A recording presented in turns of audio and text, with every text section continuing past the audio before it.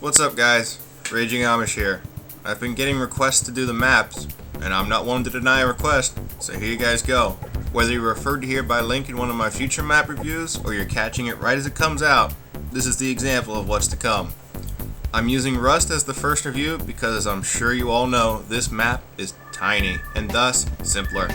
Now before you say it, I know, this map is batshit crazy in terms of gameplay, but the layout is simple, meaning it's a good starting map review. First up, I need to get this out of the way. My advice will apply mainly to deathmatch based game modes, which includes core team deathmatch, hardcore team deathmatch, bare bones team deathmatch, core team deathmatch express, any deathmatch based game mode. Also, domination, because let's face it, people play it like it's team deathmatch, and to a slightly lesser extent sabotage, because again, let's face it, people play it like it's team deathmatch. For domination and sabotage, take my word with a grain of salt though. I don't play objective games a lot because too few people actually play for the objective and too many worry about getting good kill streaks. My advice still applies, but keep in mind you do have an objective. I haven't forgotten free-for-all, but I think you'll understand later why I've saved the word on free-for-all when it comes time. In the future, I'm going to do a small blurb at the beginning and then a commentary. Since this is the intro and the topic is Rust, I won't be doing a commentary. 2 reasons.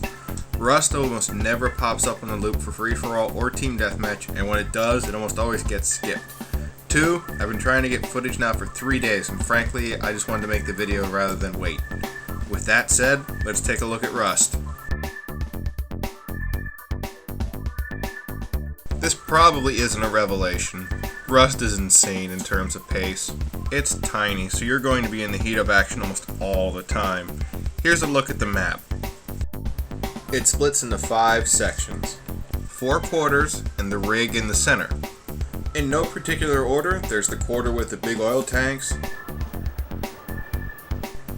There's the quarter where the pipe pops out of the ground. There's the quarter with the oil tower. And the quarter which is the only open part of the map with a few trucks for cover. And then of course, the main structure in the center. On Rust, the spawns are hard to nail down. The spawns are there-ish. Okay, that's the lazy man's way out. Here's my best guess. The starting spawns are marked with an S. They are here and here. I know there's also a spawn by the tanks, one by where the pipe pops out of the ground, 2 back around the oil rig tower, and 1 over here in and around the oil rig. When I say it's a spawn point, I don't mean that's right where you'll pop up, but somewhere around it. In the future, I'll just label them outright, but in my opinion, a spawn is either a hot spawn, which I will mark in orange, or a cold spawn, which I will mark in blue. When I say the spawn is hot, I mean that at least one team is going to be spawning there for at least half the game. If the spawn isn't being used, it won't go unused for long. When I say the spawn is a cold spawn, I'm essentially saying it's a transition spawn. I didn't want to call them dead spawns, because that makes it sound like people will never spawn there, when that's not the case. The point is people spawn in these places because one team temporarily has the hot spawn areas held down, so the other team is in transition. They will likely soon take back a hot spawn. On Rust, every spawn is a hot spawn. The fact is, on this map the spawns flip a lot. Every spawn will be used, and they're in a constant state of changing. If you're looking for highly frequented areas of the map, they're about here-ish. Okay, in seriousness, this is also hard to nail down, but I would say these are the high traffic zones. The open area I mentioned is the only quarter that tends to go unused, but even that's not true sometimes.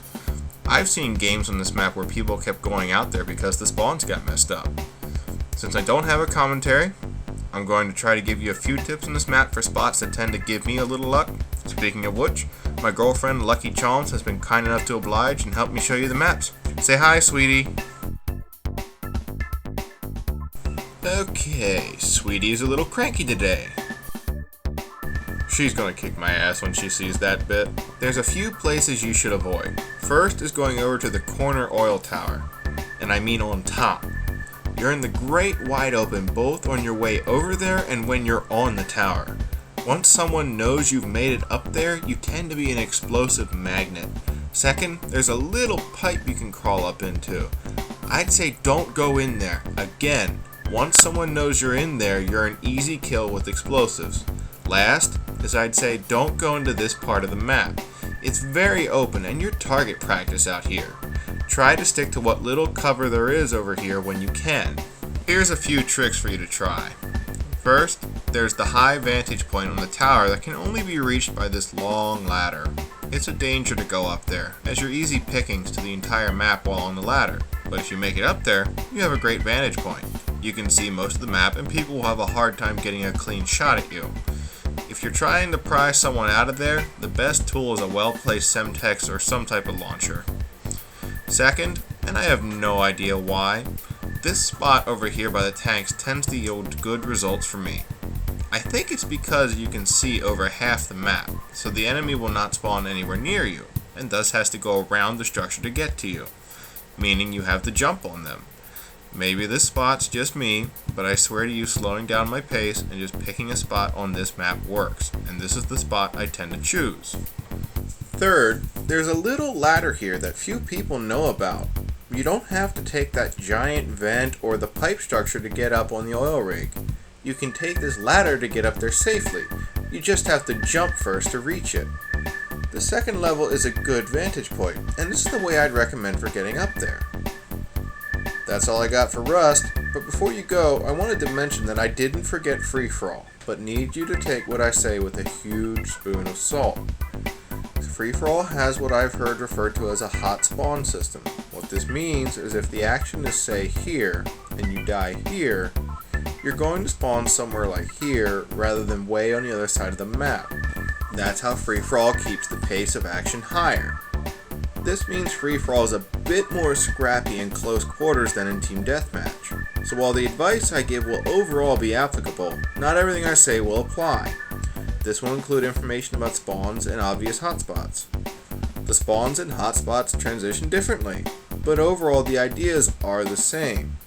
Free-for-all is its own beast here. People ask what weapons I'd recommend for maps. Well, on this map, it's all close quarters, so I'd say go with SMGs and shotguns.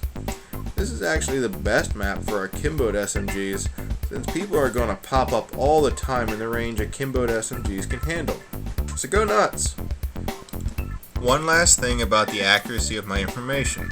This is coming from my experience, so please, try to contain yourself if you see or hear something that you think is blatantly wrong. I have no problem accepting that I put something wrong here, or say, missed something. It's gonna happen, especially since where the spawns are is a pretty gray area. I'll do my best, but I probably will get some of the cold spawns wrong by either missing them or putting them in the wrong spot. I will, however, do my best to get the hot spawns right. See you next time, folks. I'll take requests, but don't get mad if I don't take the request right away. I have to find gameplay of the map where I feel I back up a lot of my claims, so it's a matter of getting the footage. Hope you enjoyed, and keep coming back. There will be more. This has been Raging Amish. I'll see you next time.